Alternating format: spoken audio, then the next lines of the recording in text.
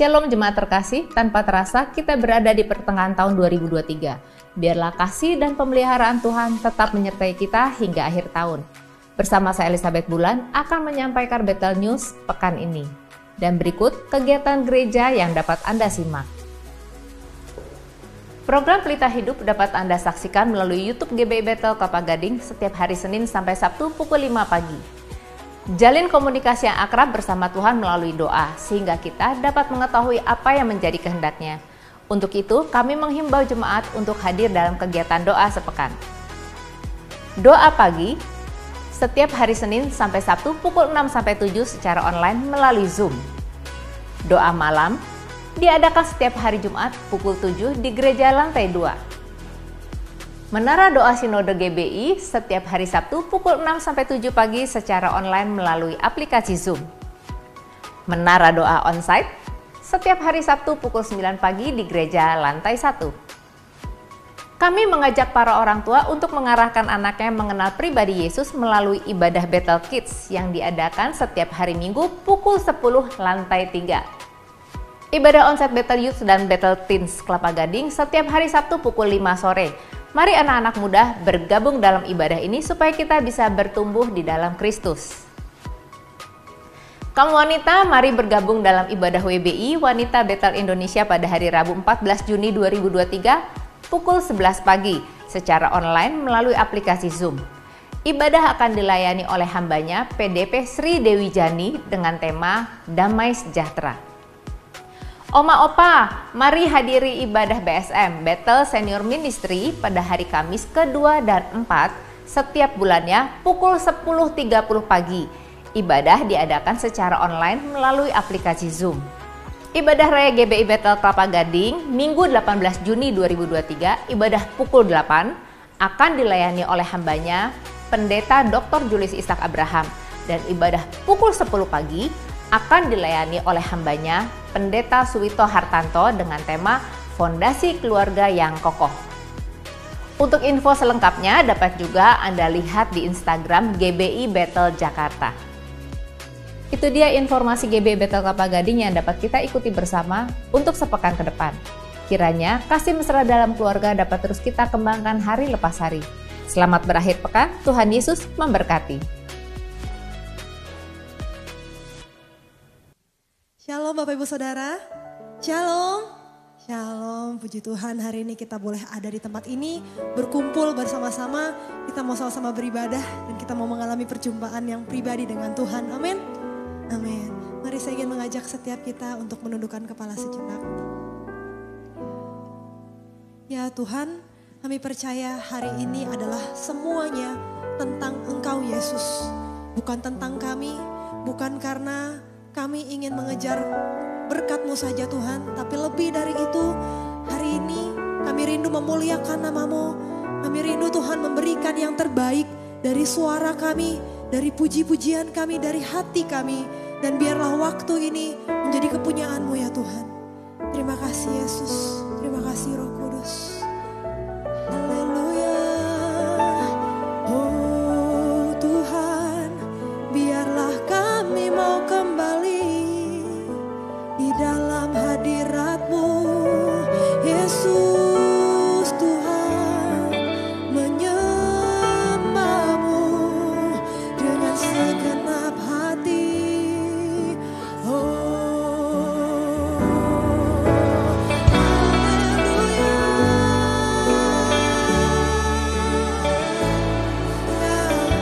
Hari ini kami mau kembali masuk dalam hadirat-Mu Tuhan. Hari ini mau kembali lebih lagi merasakan Engkau Tuhan. Sebab tidak ada yang kekal di dunia ini selain satu nama, Yesus Kristus Tuhan.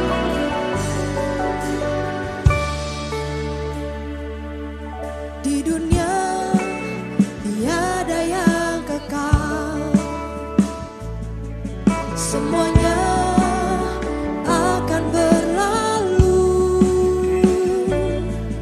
Kembalilah pada kasih-Nya, kembalilah pada hati-Nya. Ku kembali dalam hadirat-Nya.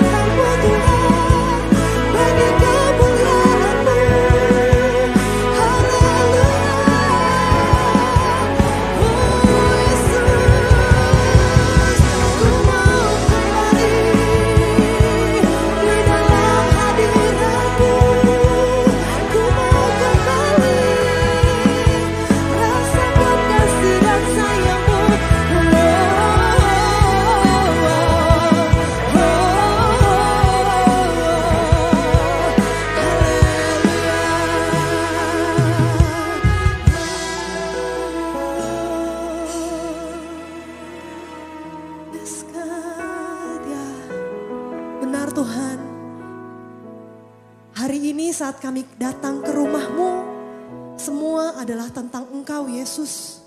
Semua bukan untuk kepentingan kami sendiri. Tetapi lebih dari itu semua karena kami rindukan ada hubungan yang terbangun antara kami dengan Engkau. Semua karena kami rindu berjumpa dengan Engkau. Yesus yang kami cintai ya Tuhan. Oh terima kasih Yesus, terima kasih Roh Kudus. Hari ini tenggelamkan kami dalam hadirat-Mu. Bahwa kami masuk lebih lagi untuk merasakan Engkau ya Bapa. Dalam nama Yesus, haleluya, amin. Shalom Bapak Ibu Saudara, shalom, haleluya. Saya melihat wajah-wajah yang bersuka cita pada pagi hari ini. Mungkin boleh kasih lambaian salam kepada kanan kiri Bapak Ibu Saudara. Kita mau sama-sama katakan, Tuhan memberkati engkau. Yes, haleluya.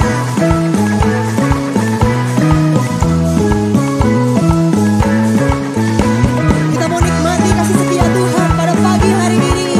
Sebab kasih-Nya bagi kita tiada terukur. Tiada terukur besar kasih setia-Mu Tuhan.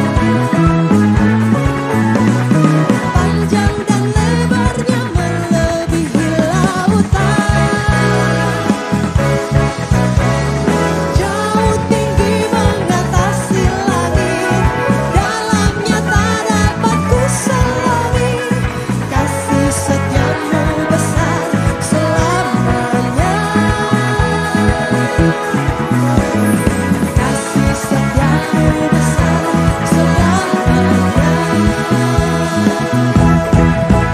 Hatiku bersyukur, jiwaku memuji, mulutku pun bersorak memuji Engkau. Yesus, ajak perbuatan-Mu, besar anugerah-Mu, takkan berhenti ku memuji nama-Mu. Tiada terukur besar kasih setia-Mu Tuhan. Amin. Panjang dan lebarnya melebihi lautan. Jauh tinggi,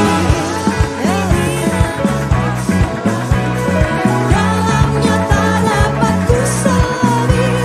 Kasih setia-Mu besar selamanya. Kasih setia-Mu besar selamanya. Hatiku bersyukur, hatiku bersyukur, jiwaku memuji, mulutku pun bersorak memuji Engkau. Yesus, ajak perbuatan-Mu, besar anugerah-Mu, takkan berhenti ku memuji nama-Mu. Musik memuji Tuhan. Yes. Hari ini saya ingin mengajak Bapak Ibu Saudara untuk sedikit bergoyang buat Tuhan kita ya. Boleh sama-sama angkat tangannya tinggi di atas. Boleh goyang ke kiri ke kanan. Buat Tuhan kita ya. Kami mau menari buat Engkau Tuhan. Karena kasih-Mu selalu nyata buat kami.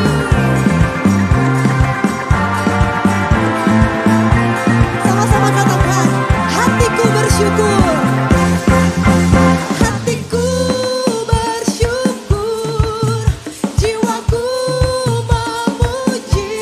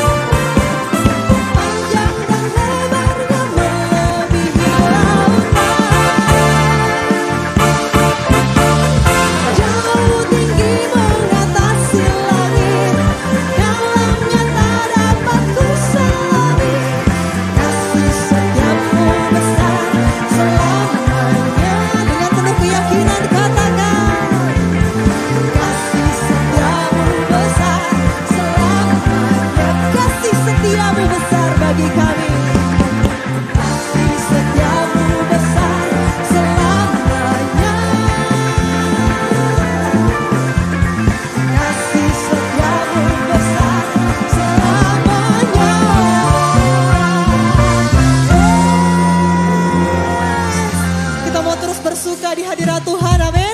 Sebab kalau ada satu nama yang bisa mengubahkan ratapan kita menjadi tarian, nama siapa Bapak Ibu Saudara? Nama Yesus, amin. Kita mau bersuka di hadirat Tuhan, sebab Dia yang merubahkan ratap kita menjadi tarian.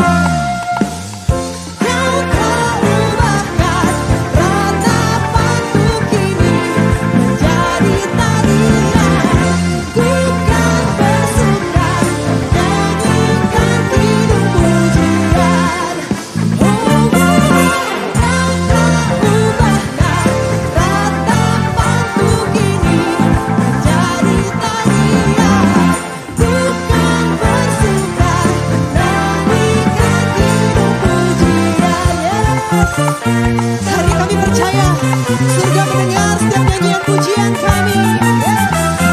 Di dalam kesesakan Kau beri kelegaan, di dalam kesedihan Kau beri penghiburan. Kasih-Mu telah melenyapkan segala kegelapan. Fajar pagi pun merekah, membawa damai dan sukacita.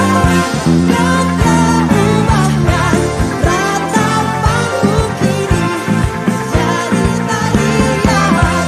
Ku kan bersuka, nyanyikan hidup pujian. Oh, Kau telah ubahkan ratapanku kini menjadi tarian. Ku kan bersuka, nyanyikan hidup pujian. Kita mau sama-sama nyanyikan lagu ini dari awal. Di dalam kesesakan Engkau selalu ada Tuhan. Di dalam, katakan dengan penuh iman kepada Tuhan. Yes, amin. Di dalam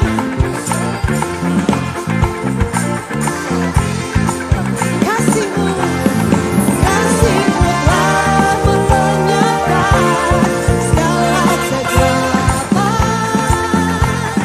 Fajar pagi pun merekah, membawa damai dan sukacita. Kau telah ubahkan ratapanku kini menjadi tarian. Ku kan bersuka, nyanyikan hidup pujian. Oh, Kau telah ubahkan ratapanku kini menjadi tarian. Ku kan bersuka, nyanyikan hidup pujian. Amarah-Mu hanya sekejap saja, namun kemurahan-Mu, amin, dalam hidupku sepanjang masa. Kau telah ubahkan ratapanku kini menjadi tarian. Ku kan bersuka, nyanyikan hidup pujian. Kau telah ubahkan ratapanku kini menjadi tarian. Ku kan bersuka, nyanyikan hidup pujian. Bertepuk tangan buat Tuhan kita.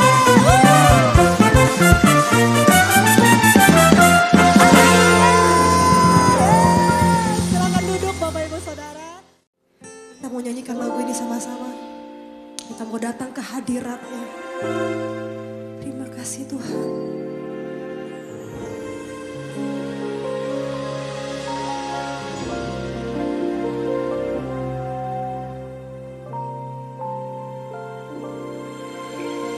Bapakku datang di hadirat-Mu, sujud menyembah di altar-Mu, membawa hatiku, segenap hidupku, yang terbaik hanya bagimu. Bapakku datang di hadiratmu, sujud menyembah di altarmu, sebab di dalammu ada kekuatan baru. Ku rindukan hadiratmu, hadiratmu Tuhan, hadiratmu Tuhan, memulihkan hatiku, mengubahkan hidupku. Hadiratmu Tuhan, bekerjalah di dalamku, beri kekuatan baru, pengharapan dalam-Mu. Yes Tuhan, kami mau datang lebih lagi dalam hadirat-Mu, membawa hati kami ya Bapa.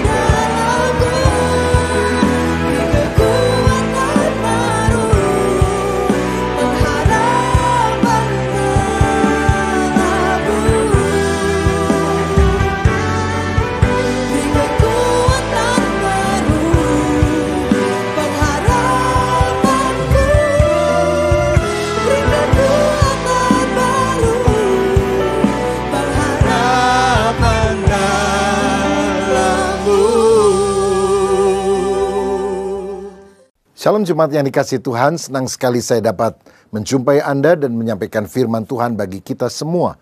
Hari ini saya akan menyampaikan firman dengan judul Waspada, Iman Jangan Runtuh. Sebagai umat Tuhan kita harus selalu berjaga-jaga karena seringkali iblis berusaha menggoda untuk menjatuhkan kita. Karenanya kita harus berdiri teguh di dalam iman dan makin maju bertumbuh di dalam Tuhan. Saya mengatakan hal ini karena kalau kita baca dalam Alkitab ada murid Yesus. Murid yang dipilih untuk melayani dia. Dia merupakan salah satu rasul. Namanya adalah Yudas Iskariot. Tapi kemudian dia menyangkal Yesus, menjual Yesus dengan 30 keping perak. Padahal dia orang yang sangat dipercaya. Bayangkan dia adalah bendahara tim Yesus. Dia hidup bersama-sama dengan Yesus. Dia diajar langsung bahkan melihat mujizat yang dilakukan oleh Yesus. Dia juga ikut melayani, memberitakan Injil, menyembuhkan orang sakit, mengusir setan. Barangkali setannya juga ngomong, sesama setan jangan saling menggoda, begitu ya. Tapi inilah hal-hal ajaib yang dilakukan oleh Yudas Iskariot. Tapi mengapa dia bisa jatuh, mengkhianati dan menjual Yesus? Saya melihat saudara sekalian kejatuhan itu biasanya diawali dengan indikasi-indikasi awal. Kalau misalnya kita lihat ada sebuah tembok yang kemudian jatuh itu kan tidak tiba-tiba. Tapi mungkin tembok itu mulai doyong, mulai berlumut, mulai ada lubang-lubang. Dan kemudian tembok itu akan runtuh. Nah, saya ingin ajak saudara untuk melihat beberapa sikap yang menyebabkan Yudas Iskariot itu imannya kandas, bahkan mengkhianati Yesus. Sambil kita bercermin, kita harus berjaga-jaga jangan sampai sikap semacam ini yang kemudian merugikan pertumbuhan iman kita. Yang pertama adalah kritik. Dalam Yohanes 12 ayat 3-5 dikatakan begini, maka Maria mengambil setengah kati minyak narwastu murni yang mahal harganya, lalu meminyaki kaki Yesus dan menyekanya dengan rambutnya, dan bau minyak semerbak di seluruh rumah itu. Tetapi Yudas Iskariot, seorang dari murid-murid Yesus yang akan segera menyerahkannya, berkata, mengapa minyak narwastu ini tidak dijual 300 dinar dan uangnya diberikan kepada orang-orang miskin? Saudara, peristiwa ini terjadi sebelum peristiwa penyaliban Yesus di kayu salib Golgota dan kebangkitannya. Yesus berada di sebuah rumah dan sedang makan dengan murid-muridnya. Tiba-tiba ada seorang wanita yang menumpahkan minyak narwastu yang mahal harganya sehingga bau semerbak memenuhi rumah itu. Yudas bukannya memuji tindakan wanita ini, tetapi dia mengkritik, dia mencela, dia menghakimi. Dia bilang, ngapain dia lakukan itu? Kan lebih baik uangnya diberikan kepada orang miskin. Nah saudara, saya mau katakan ini adalah sikap yang harus kita waspadai. Jangan jadi orang yang gampang lihat salahnya orang lain, lalu menghakimi karena merasa diri lebih baik, lebih benar, lebih hebat dari orang lain. Ada ungkapan berkata, kuman di seberang lautan tampak, tapi gajah di pelupuk mata tidak tampak. Artinya, kita nggak bisa lihat kesalahan kita yang gede, tapi kita suka mengorek-ngorek kesalahan orang yang kecil. Padahal belum tentu hidup kita juga lebih baik daripada orang yang kita kritik. Saya satu kali pernah lihat ada emak-emak nonton pertandingan bulu tangkis, saudara sekalian, di televisi. Wah, komentarnya, ya kiri, kanan, kiri, smash. Oh, salah katanya. Saya bingung juga, ini emak-emak hebat banget komentarnya. Padahal kalau dia disuruh main badminton beneran, waduh, encoknya kumat, saudara sekalian. Nah, mengomentari orang, mengkritik orang itu gampang. Saya ingat salah satu pengkhotbah ternama pada abad 19-an adalah D.L. Moody. Dia khotbah dan jutaan orang mendengar Injil di dalam pelayanannya dan banyak orang bertobat. Tapi satu kali setelah dia selesai berkhotbah dalam sebuah kebangunan rohani yang dihadiri ribuan orang, ada seorang mendekati dia dan berkata, perkenalkan saya ahli bahasa Inggris. Dan saya mendengar khotbah Anda banyak sekali tata bahasanya yang tidak baik, kalimat-kalimatnya yang tidak tepat, vocabulary-nya yang tidak pas. Saya heran ya, kenapa kok Anda bisa jadi penginjil yang bisa memenangkan banyak orang? D.L. Moody menundukkan kepala, dia bilang, memang Tuhan memakai saya, orang yang bodoh dan sederhana ini, untuk bisa menjangkau jiwa-jiwa. Kalau kamu yang ahli sastra Inggris melayani Tuhan, tentu kamu bisa dipakai lebih dahsyat daripada saya. Ngomong-ngomong, ada berapa jiwa yang kau pernah menangkan bagi Yesus Kristus? Orang ini kaget, dia bilang, oh saya sih cuma kritikus sastra saja, saya nggak pernah memenangkan jiwa. Dia bilang, saudaraku, lebih baik kamu memenangkan jiwa daripada mengkritik orang lain. Nah saudara sekalian, sikap kritik yang berlebih-lebihan yang didasari apalagi dari hati yang culas, hati yang iri, hati yang merasa diri lebih hebat dari orang lain, itu harus disingkirkan dalam hidup kita karena itu sifat daripada Yudas Iskariot. Kita harus belajar melihat kebaikan pada diri orang lain dan bukan kejelekannya. Karena kalau sifat itu dibiarkan berkembang, itu akan menimbulkan kemerosotan rohani dalam hidup kita. Saudara sekalian, saya pernah membaca kisah ada seorang petugas pos perbatasan di antara dua negara yang berbeda. Nah, dia sebetulnya agak mencurigai ada seorang yang tiap beberapa waktu sekali nyetir truk yang besar mengangkut pasir, apalagi dia dengar desas-desus. Kelihatannya orang ini adalah penyelundup. Jadi dia seringkali memberhentikan truk pengangkut pasir itu dan bahkan mulai membongkarnya, menyedoknya. Karena dia pikir barangkali ini ada ganja yang disembunyikan atau ada barang ilegal yang dia sembunyikan. Tapi selama bertahun-tahun hal itu tidak pernah terbukti, saudara. Yang diangkut ya cuma pasir saja.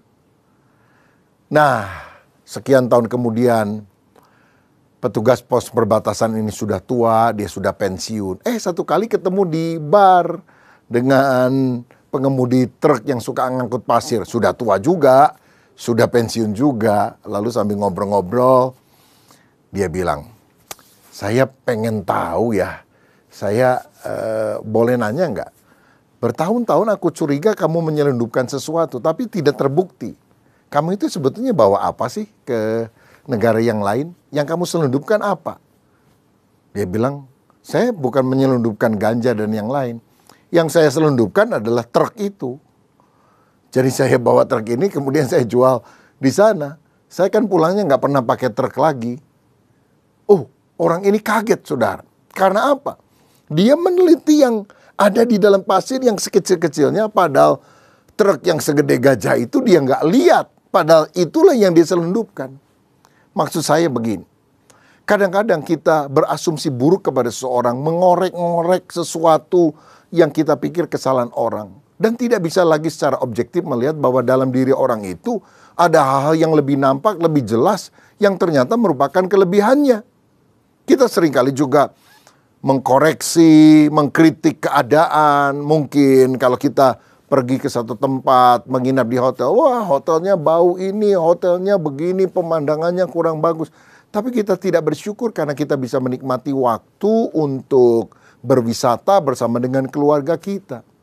Saudara, buang roh kritik, hidup dalam sikap yang berlawanan. Belajar melihat kelebihan pada orang lain. Belajar bersyukur dalam setiap keadaan. Karena dengan bersyukur hati kita akan sungguh-sungguh dipuaskan dengan hadirat Tuhan. Dan iman kita akan meningkat. Tapi kalau kita mengizinkan roh kritik terus-terusan ada dalam hidup kita, waspada, keruntuhan iman bisa terjadi. Hal kedua yang saya lihat dari kehidupan Yudas Iskariot adalah ketidakjujuran. Ini spirit buruk yang juga harus disingkirkan dalam hidup kita.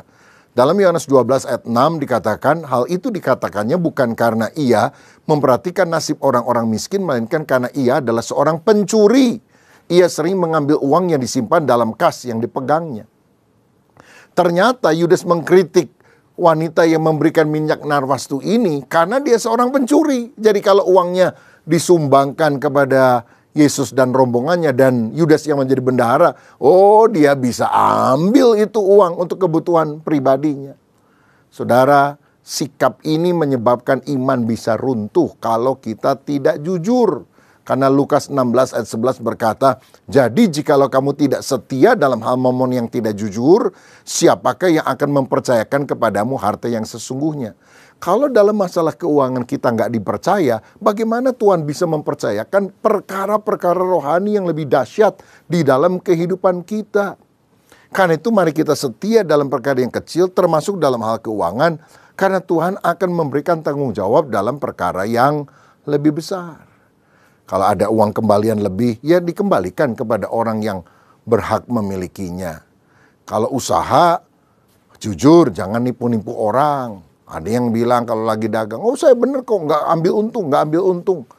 Ya kalau dagang nggak ambil untung kan ngapain dagang? Bisa bangkrut kalau begitu. Ya saudara sekalian, segala bentuk penipuan, korupsi, ketidakjujuran apapun, mari kita singkirkan dalam kehidupan. Karena kalau kita tidak jujur, kita bisa saja untung sesaat. Tapi ketika orang tahu ketidakjujuran kita, kita tidak dipercaya lagi seumur hidup. Dan siapa yang rugi? Bukan orang lain, tapi diri kita yang rugi. Saya pernah membaca kisah ada 2 orang pemborong yang suka dipakai untuk membangun bangunan-bangunan dari seorang pemilik real estate. Yang satu pemborong ini jujur, yang satunya kurang jujur. Nah, setelah sekian tahun, mereka dipercaya untuk membangun rumah-rumah. Bosnya bilang, saya sudah tua, saya mau pensiun, nanti anak saya yang mengganti posisi saya. Jadi permintaan saya terakhir, tolong gini ya, di kompleks ini tolong kamu bikinkan rumah untuk saya. Kamu bikin satu, kamu juga bikin satu. Nanti yang paling bagus saya akan tempati di mana. Ukuran terserah kamu, bahan-bahan, model, semua saya serahkan kepada kamu. Saudara-saudara, yang jujur bilang gini, aduh ini bos sudah memberkati saya bertahun-tahun. Saya berhutang budi kepada dia. Saya harus pakai bahan yang paling bagus. Saya akan bangun dengan desain yang terindah. Dan saya tidak akan ambil banyak keuntungan karena ini adalah pengabdian saya untuk dia yang telah memberkati saya.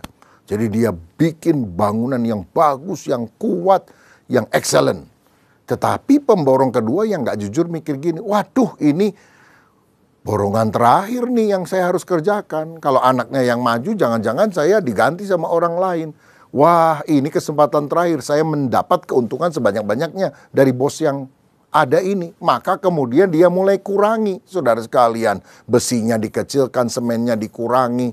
Sampai akhirnya rumah itu jadi. Nah, pada hari farewell party, di mana ada pesta perpisahan, karena bos ini mau pensiun, dia panggil 2 pemborong dan dia bilang kepada semua orang, ini 2 pemborong yang selalu menolong saya membangunkan proyek kita. Nah, sebagai hadiah, mereka sudah membangunkan masing-masing satu rumah untuk saya. Tapi saya tidak akan tinggal di sana, saya tinggal di rumah saya yang lama saja. Saya hadiahkan masing-masing kepada mereka. Silakan tinggali saja rumah Anda itu. Wah, keduanya kaget, saudara. Yang jujur bersyukur karena dia bikin rumah yang sangat bagus. Dengan bahan-bahan yang bagus. Tapi yang kedua, khawatir. Waduh, ini gempa sedikit aja bisa rusak nih rumahnya. Jangan-jangan saya ketiban gempa tersebut. Matilah saya. Saudara, akhir dari kisah ini apa? Kalau saudara tidak bisa dipercaya, akhirnya yang menanggung nasib buruknya bukan orang lain. Tapi engkau sendiri. Engkau yang akan menanggung akibatnya. Karena itu mari kita hidup jujur. Jangan seperti Yudas yang adalah pencuri. Mungkin saudara bilang, tapi saya kan bukan Yudas Iskariot, saya nggak pernah mencuri. Saya suka memberi orang-orang miskin. Oh bagus, puji Tuhan. Tapi ingat ke saudara satu bagian Alkitab dari Maleakhi 3 ayat 8-10. Saya bacakan demikian bunyinya. Bolehkah manusia menipu Allah? Tentu tidak boleh ya jawabannya. Namun kamu menipu aku.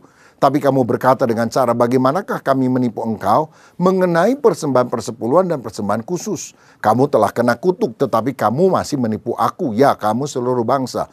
Bawalah seluruh persembahan persepuluhan itu ke dalam rumah perbendaharaan supaya ada persediaan makanan di rumahku. Dan ujilah aku firman Tuhan semesta alam apakah aku tidak membukakan bagimu tingkap-tingkap langit dan mencurahkan berkat kepadamu sampai berkelimpahan. Kalau saudara nggak pernah mencuri milik orang lain, bagus. Tapi apakah saudara juga tidak mencuri milik Allah? Alkitab berkata, bawalah persembahan persepuluhan ke dalam rumah perbendaharaan. 100% hidup kita adalah milik Tuhan. Tapi Tuhan ingin agar kita melakukan hal ini. 10% kita bawa ke rumah Tuhan untuk dikelola oleh para hamba Tuhan untuk melebarkan kerajaan sorga di bumi. 90% saudara kelola dengan bertanggung jawab. Tapi ada berapa banyak orang serakah, dia nggak mau kembalikan persepuluhan, dia ambil semuanya. Dan bukankah pada hakikatnya kita mencuri milik Tuhan? Tuhan tidak berkenan akan hal itu.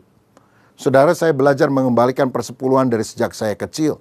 Dari usia 9 tahun saya dilatih oleh orang tua saya untuk mengembalikan perpuluhan. Kalau dapat uang 1.000, maka 10%-nya 100 dikembalikan untuk Tuhan.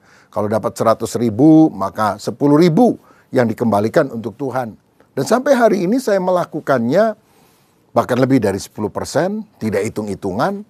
Karena saya tahu bahwa ketika saya melakukan firman Tuhan, tingkap langit dibuka, berkat Allah dicurahkan. Dan lebih daripada sekedar berkat, ketaatan itu mengandung janji Allah bahwa hidup kita akhirnya makin berkenan kepada Tuhan. Dan bukankah itu sesuatu yang menyenangkan hati Tuhan? Saudara, kalau saudara selama ini masih belum jujur dalam mengelola uang Tuhan, jangan sampai sifat Yudas Iskariot ada dalam hidup kita. Mari segera benahi diri supaya kita hidup berkenan kepada Tuhan. Hidup jujur itu kunci keberhasilan dan perkenanan Tuhan. Yesaya 33 ayat 15 dan 16 berkata demikian. Orang yang hidup dalam kebenaran, yang berbicara dengan jujur, yang menolak untung hasil pemerasan, yang mengebaskan tangannya supaya jangan menerima suap, yang menutup telinganya supaya jangan mendengarkan rencana penumpahan darah, yang menutup matanya supaya jangan melihat kejahatan, dialah seperti orang yang tinggal aman di tempat-tempat tinggi, bentengnya ialah kubu, di atas bukit batu rotinya disediakan, air minumnya terjamin. Ada orang nanya gini, jujur, mujur atau hancur? Dijawab sendiri, hancur, malah hancur lebur. Tapi Alkitab bilang orang yang jujur diangkat Tuhan naik ke tempat tinggi. Kalau saudara jujur, engkau akan dipromosikan oleh Tuhan. 1000 tangan boleh menarikmu ke bawah, cukup 1 tangan, tangan Tuhan membawa engkau ke atas dan engkau akan dipromosikan oleh Tuhan. Lalu bukan hanya di tempat tinggi, engkau akan dibentengi, dilindungi oleh Tuhan, dijaga, diproteksi. Lagi pula rotinya disediakan, air minumnya terjamin. Apa yang engkau perlukan, Tuhan akan berikan kepada saudara. Bukankah ini janji Tuhan yang luar biasa? Karena itu jangan jadi orang yang tidak jujur. Sebaliknya kita harus memiliki roh yang berlawanan. Hidup jujur termasuk mengembalikan milik Tuhan, yaitu persepuluhan. Hal yang ketiga, kenapa Yudas Iskariot, Rasul Yesus, bendaharawan Yesus, ikut pelayanan bersama Yesus, melakukan mujizat, tapi ternyata bisa menyangkal Yesus? Karena yang ketiga, dia memiliki keserakahan. Ini sikap buruk yang juga harus disingkirkan dalam kehidupan kita. Dalam Matius 26 ayat 14-16 dikatakan, kemudian pergilah seorang dari ke-12 murid itu yang bernama Yudas Iskariot kepada imam-imam kepala. Ia berkata, apa yang hendak kamu berikan kepadaku supaya aku menyerahkan dia kepada kamu? Mereka membayar 30 uang perak kepadanya dan mulai saat itu ia mencari kesempatan yang baik untuk menyerahkan Yesus. Bayangkan, demi uang Yudas ini menjual Yesus dengan harga murah lagi. 30 keping perak, itu harga seorang budak belian, saudara sekalian. Padahal bukankah bersama dengan Yesus dia mendapatkan segala-galanya, mendapatkan makanan, mendapatkan popularitas, karena orang-orang ketika mau ketemu Yesus biasanya mendekat, memohon izin kepada murid-muridnya, mendapatkan pengalaman-pengalaman sorgawi, mendapatkan janji hidup kekal kalau dia sungguh percaya kepada Yesus, setia kepadanya. Kok dia menukar kemuliaan spiritual yang luar biasa ini hanya dengan 30 keping perak itu? Karena sifat serakah itu sangat berbahaya dalam kehidupan kita. Saudara, kalau kita mau jadi orang Kristen, motivasi kita itu seharusnya karena kita mencintai Dia, bukan supaya kita ingin kaya raya. Ya, saya mesti ke gereja, mesti rajin, mesti pelayanan, supaya saya diberkati Tuhan, rumah saya tambah besar, uang saya tambah banyak. Tapi kalau kita tidak mengalami itu, bye-bye Tuhan Yesus, ternyata ikut engkau menderita. Sama aja seperti saya nggak ikut Yesus. Mendingan saya cari juru selamat yang lain. Nah ini saudara, spirit daripada Yudas. Ikut Yesus motivasinya ingin mendapatkan uang sebanyak-banyaknya. Padahal mengikut Yesus seharusnya merupakan pengabdian kita karena dia yang telah rela menyerahkan hidupnya untuk keselamatan kita. Saudara, serakah ini adalah hal yang sangat membahayakan. Dalam 1 Timotius 6 ayat 9 dan 10 dikatakan, tetapi mereka yang ingin kaya terjatuh ke dalam pencobaan, ke dalam jerat dan ke dalam berbagai-bagai nafsu yang hampa dan yang mencelakakan, yang menenggelamkan manusia ke dalam keruntuhan dan kebinasaan. Karena akar segala kejahatan ialah cinta uang. Sebab oleh memburu uanglah beberapa orang telah menyimpang dari iman dan menyiksa dirinya dengan berbagai-bagai duka. Uang itu bukan dosa, uang itu adalah alat tukar yang netral. Tapi cinta uang, yaitu serakah, itu yang menyebabkan orang jatuh di dalam dosa. Karena itu mari kita punya roh yang berlawanan. Jangan hidup dalam keserakahan, tapi mencukupkan diri dengan berkat yang Tuhan berikan kepada kita. Harus bisa bilang enough is enough. Hidup bahagia itu bukan karena uangnya nggak ada nomor serinya istilahnya. Tetapi karena kita mensyukuri berkat sesederhana apapun itu dan berterima kasih kepada Tuhan. Malah kita bisa jadi berkat bagi orang lain. Cukupkan dirimu dengan berkat Tuhan dan belajar memberi kepada orang lain. Sebab keserakahan akan membunuh hidup saudara. Saudara tahu di kutub selatan itu orang-orang Eskimo kadang suka membunuh serigala kutub yang suka merugikan. Bagaimana caranya? Caranya begini, mereka melumuri pisau belati yang sangat tajam dengan darah hewan dan dibiarkan beku.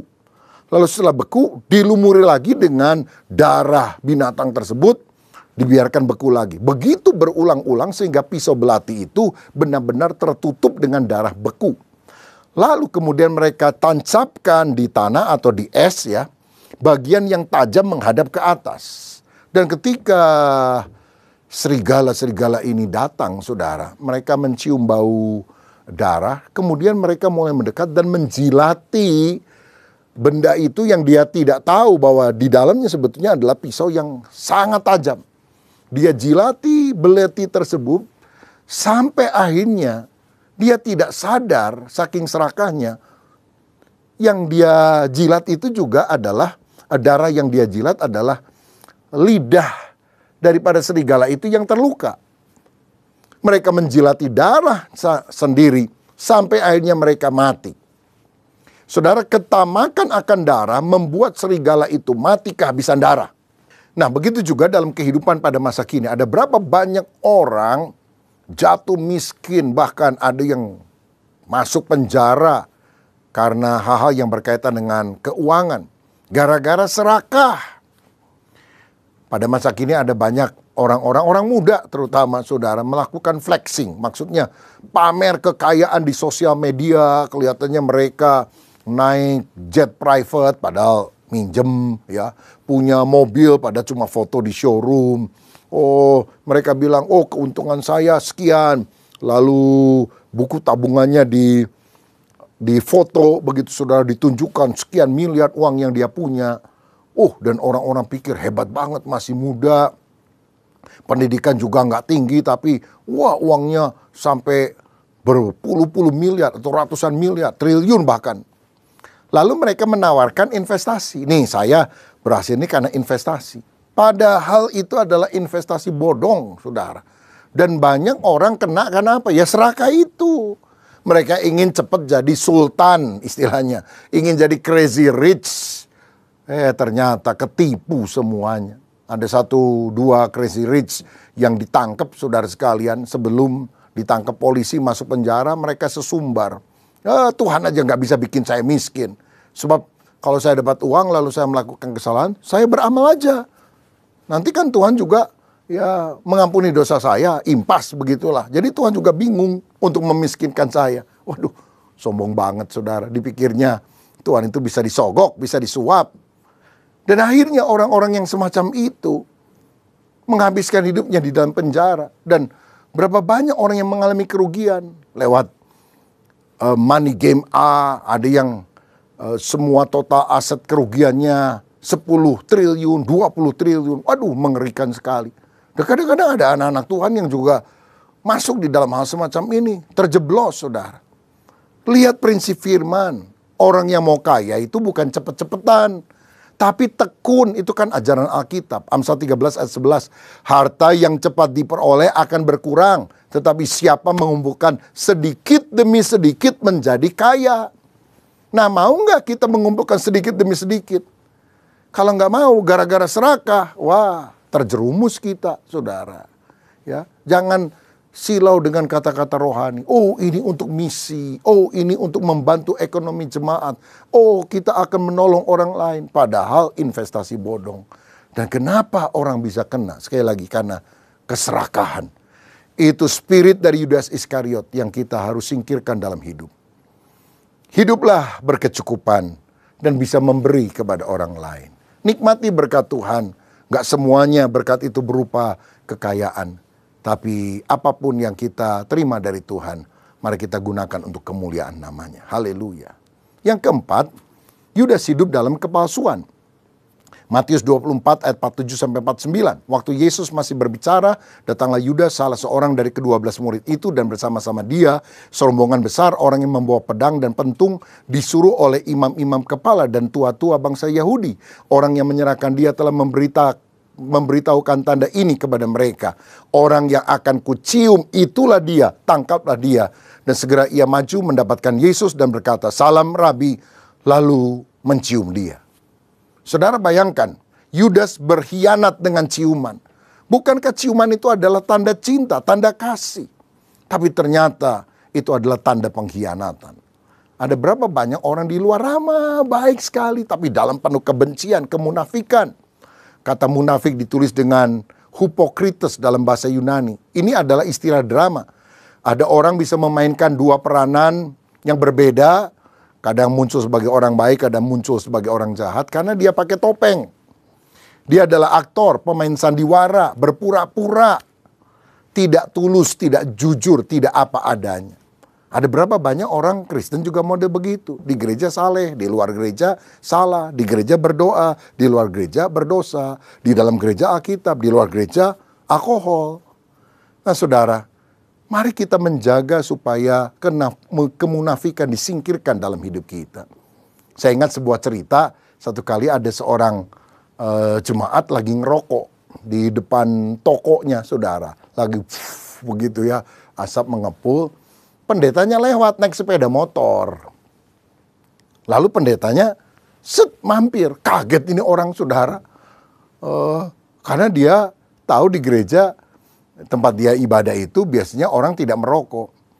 Lalu kemudian pendeta tanya sama orang ini, "Apa kabar, Brur?" katanya.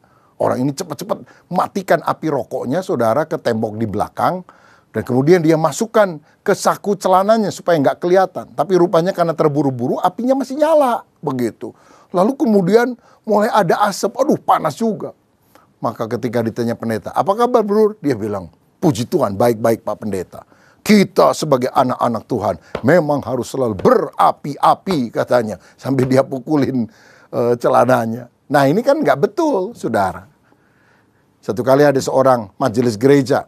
Anaknya pulang dari sekolah bawa rapot, ternyata banyak angka merah. Marahlah orang tuanya. Dan dia bilang, "Bego lu." Wih, anaknya kaget. Dia bilang, "Pak, Bapak kan majelis, kok ngomong kasar?" Bapaknya sadar juga ya. Lalu dia putar otak, dia pikir apa ya jawaban saya. Nak, bego itu bukan kata-kata kosor. Bego itu singkatan. Bangkitlah engkau, gunakan otakmu, katanya. Saudara pinter ngeles saja. Tapi lihat, Tuhan mengerti hati kita. Karenanya jangan hidup dalam kemunafikan, hiduplah berintegritas, transparan, apa yang di dalam sama dengan apa yang di luar. Saudara sekalian, apa respon Yesus melihat Yudas Iskariot yang sikapnya tidak baik ini? Respon Yesus luar biasa. Responnya adalah kasih. Dia tetap mengasihi dan ingin agar muridnya ini bertobat. Itu nampak ketika perjamuan malam terakhir sebelum Yesus ditangkap. Yesus tahu apa yang akan terjadi. Dalam Yohanes 13 ayat 18 dia berkata, "Bukan tentang kamu semua aku berkata, aku tahu siapa yang telah kupilih. Tetapi haruslah genap nas ini, orang yang makan rotiku telah mengangkat tumitnya terhadap aku. Itu menunjukkan Yesus tahu siapa yang akan berkhianat kepada dia. Saudara, pada perjamuan malam terakhir itu, mereka makan bersama, dan adat timur pada waktu itu makan roti adalah tanda persahabatan dan persekutuan. Nah, meja makan Yahudi itu rendah, sekitar 40 cm dari lantai. Jadi seperti meja makan Jepang atau orang Jawa gitu ya, lesehan gitu saudara. Nah, bentuk mejanya itu U, dan mereka jadi berbaring setengah duduk, lesehan tadi. Yesus ada di tengah. Yohanes tampaknya ada di sebelah kanan karena dia kemudian bersandar di dada Yesus. Di mana Yudas? Kita mungkin pikir, oh Yudas si pengkhianat ini paling ujung gitu. Tapi ternyata tidak. Kalau menurut catatan Alkitab, dia pasti duduk dekat dengan Yesus. Mengapa? Karena ketika Yesus berbicara kepada Yudas secara pribadi, murid-muridnya tidak tahu apa yang dibicarakannya. Ini menunjukkan bahwa Yudas duduknya dekat. Kemungkinan dia duduk di sebelah kiri dari Tuhan Yesus Kristus.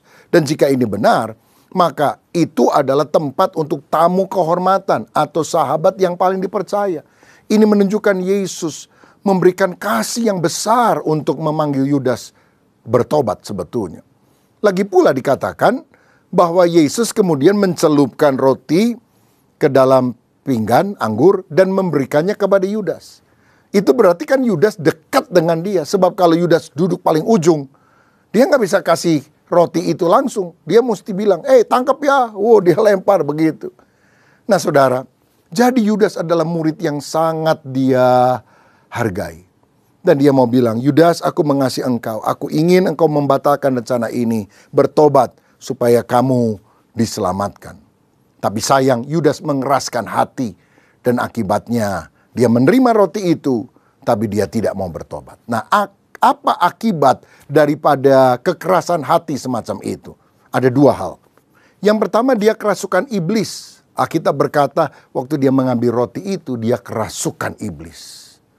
Saudara-saudara, pada saat kita menerima perjamuan kudus di gereja misalnya, untuk makan roti dan minum anggur, kita harus memeriksa diri. Kalau ada kesalahan, kejahatan, kita harus bertobat. Sebab kalau kita nggak mau bertobat, memegang dosa itu terus menerus, itu nggak jadi berkat loh, jadi kutuk dalam hidup kita. Kalau gitu ada beberapa orang bilang, aduh saya masih ada kebencian sama orang lain, saya belum mau mengampuni. Jadi ketika disodorkan roti dan anggur, kita menolak. Saya belum siap.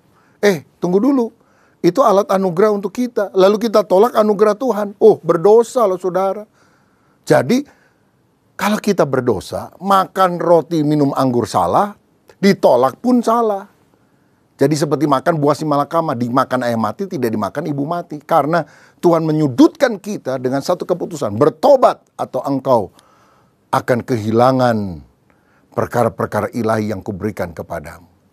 Jika kita tetap mengeraskan hati kita kepada Tuhan, maka Tuhan tidak akan menghalangi kita. Sehingga ayat 27 tadi berkata, ketika Yudas kerasukan setan, maka Yesus pun kemudian bilang, perbuatlah segera. Udah, terserah kamu.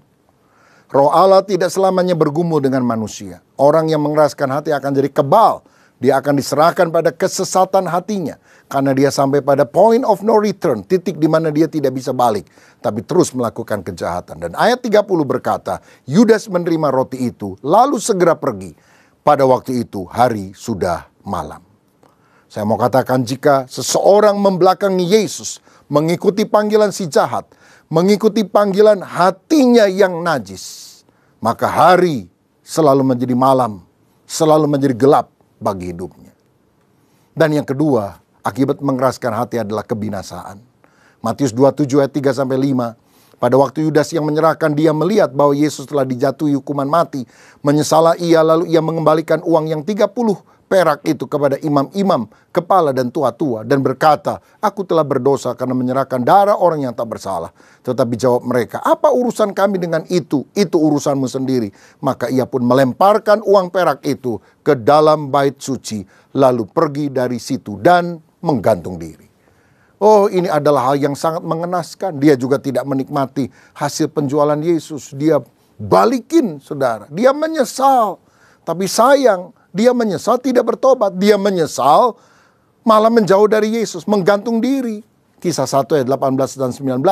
Yudas ini telah membeli sebidang tanah dengan upah kejahatannya. Lalu ia jatuh tertelungkup dan perutnya terbelah sehingga semua isi perutnya tertumpah keluar. Hal itu diketahui oleh semua penduduk Yerusalem. Sehingga tanah itu mereka sebut dalam bahasa mereka sendiri Hakaldama, artinya tanah darah.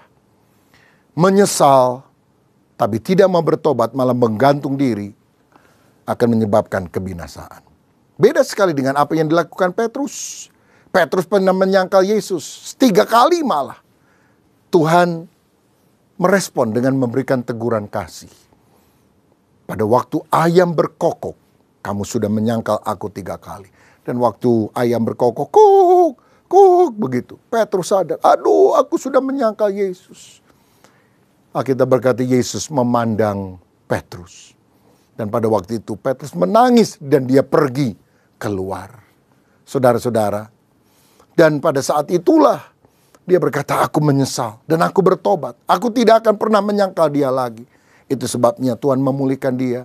Dia bisa berkhotbah pada hari Pentakosta dan 3.000 orang bertobat.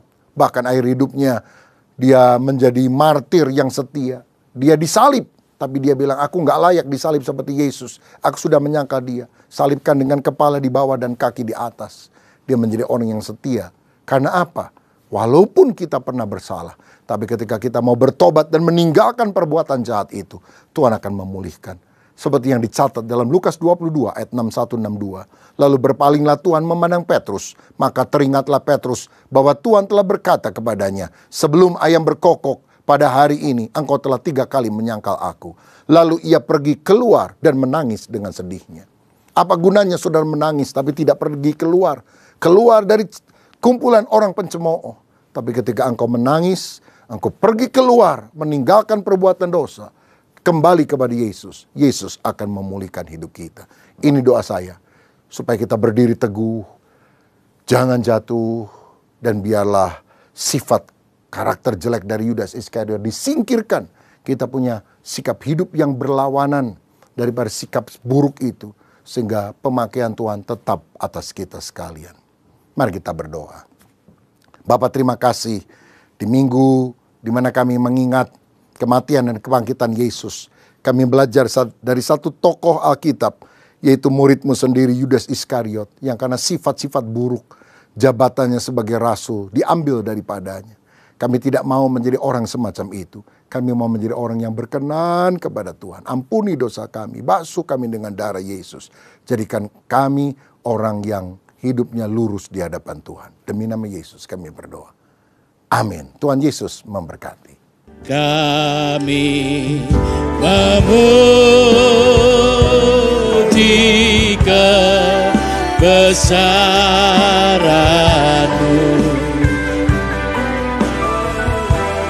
ajaib Tuhan, ajaib Tuhan. Kami memuji kebesaran-Mu, ajaib Tuhan,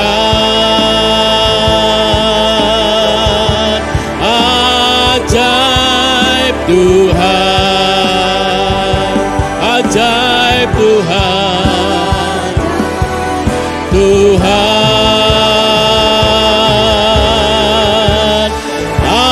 ajaib Tuhan.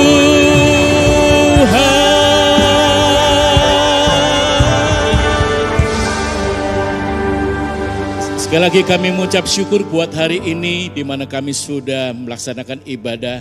Kami berdoa Tuhan kiranya semua jemaat-Mu yang hadir benar-benar mengalami pemulihan dalam keluarga, mengalami secara pribadi bagaimana merasakan hadirat Tuhan. Kami percaya sekembalinya kami dari tempat ini ada kekuatan kemenangan yang baru Tuhan bagi setiap umat-Mu, khususnya bagi keluarga kami. Kiranya keluarga kami semakin kokoh di masa yang akan datang. Kami berdoa syafaat bagi bangsa dan negara kami, khususnya khususnya hari-hari ini di mana mendekati Pilpres tahun 2024. Mari Tuhan, kalau setiap ada gerakan untuk memecah belah bangsa kami tolak di dalam nama Tuhan Yesus Kristus. Hanya Roh Tuhan yang berdaulat. Kami percaya Tuhan, Kau sudah mempersiapkan calon pemimpin presiden yang seturut dengan kehendak Tuhan. Kalau ada partai-partai politik Tuhan, berikan mereka ketenangan Tuhan. Dalam berbicara berikan hikmat, akal budi, segala sesuatu yang dilakukannya hanya demi kemuliaan kesatuan bangsa NKRI ya Bapa. Dijauhkan sekali lagi Tuhan dari politik praktis, politik identitas, politik mayoritas yang seringkali menguntungkan diri sendiri. Semuanya kami serahkan di dalam nama Tuhan Yesus Kristus. Kami percaya Engkau menguasai bangsa negara kami Tuhan. Dan Engkau juga menyertai seluruh sektor baik usaha, keuangan, kesehatan, apapun yang dilakukan bagi bangsa negara kami Tuhan. Berikan hikmat akal budi buat presiden kami hingga sampai jajaran tingkat RT RW. Berikan mereka hikmat kebijaksanaan daripada Tuhan sehingga mampu memimpin, mengorganisasikan negara kami dalam hikmat dan kebijaksanaan Tuhan saja. Terima kasih Tuhan, sertai sekali lagi buat Om Julius, Pak Rupin dan Pak Swito bersama dengan keluarga di mana mereka melayani saat ini. Nama Tuhan dipermuliakan. Kami mengucap syukur buat hari ini. Kami semua yang hadir diberkati oleh Tuhan. Dan pada akhirnya kami mengangkat tangan bersama-sama untuk menerima berkat daripada Engkau. Mari saudara, kita akan akhiri ibadah pada siang hari ini dan terimalah berkat dari Allah Bapa, kecintaan dari pribadi Tuhan Yesus Kristus dan persekutuan Roh Kudus mulai hari ini sampai selama-lamanya. Mari semua jemaat katakan, amin. Puji Tuhan.